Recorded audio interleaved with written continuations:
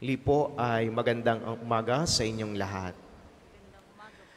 Mga minamahal na mga kapatid, siguro ho minsan na kayong naanyayahan sa handaan o kaya ay kayo mismo ang naghanda. At kapag tayo ang naghahanda, pag minsan mayroong limitasyon.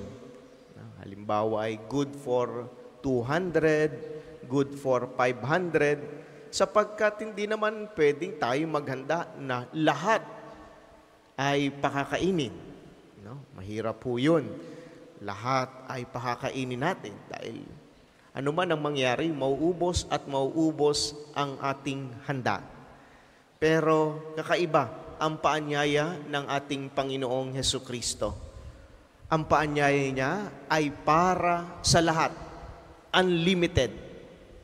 Kahit sino pwedeng dumalo. Pero nakakalungkot at napakinggan natin sa ating mabuting balita, kakaunti o karamihan dun sa kanyang inanyayahan ay hindi tumugon sa panawagan nung naghanda.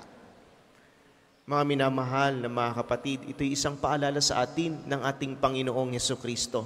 Siya'y palaging nag-aanyaya sa atin.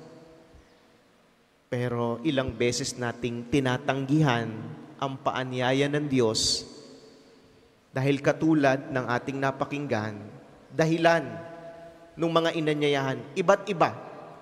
Dami ho akong gagawin, meron ho akong mga kompromiso, meron ho akong mga dapat asikasuhin muna.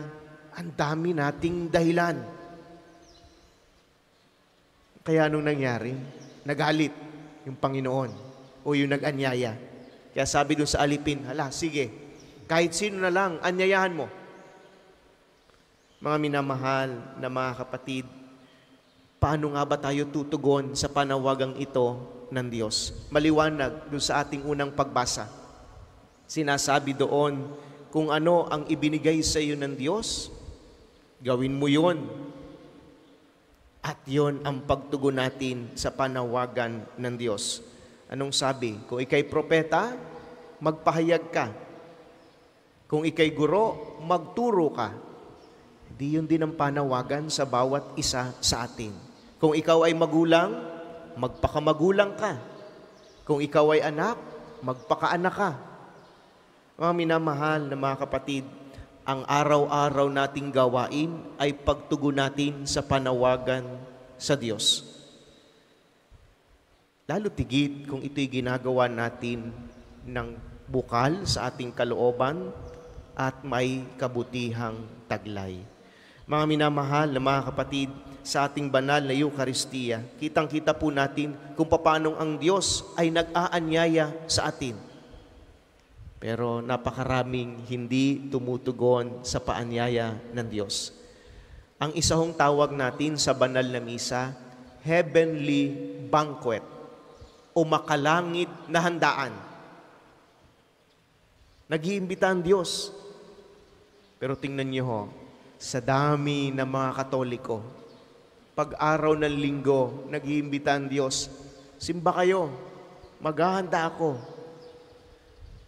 Ang dami nating dahilan, ang dami nating excuses, ang dami nating mga palusot na ginagawa.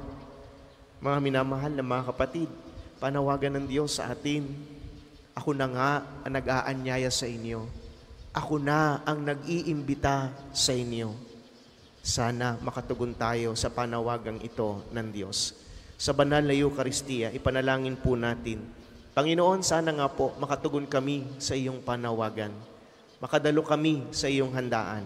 Magawa namin ito sa pang-araw-araw naming mga gawain.